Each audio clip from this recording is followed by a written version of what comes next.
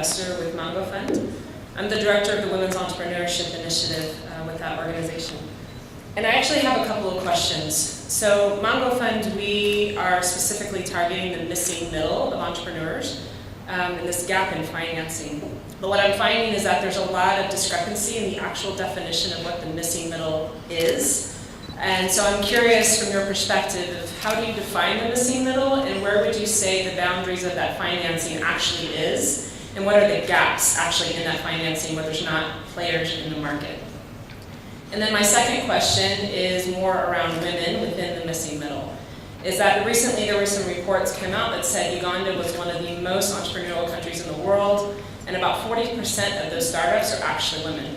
But what you're finding is that women are not making it up to these big businesses that are attracting these huge levels of financing. And so somewhere in the pipeline, they're falling out. They're not actually reaching this missing middle of growth level financing. And so I'm very curious from your perspective as to why that is, and where in the pipeline that they're stuck, and maybe what can be done to actually support them to actually move the other half of the population into more prosperity and economic development.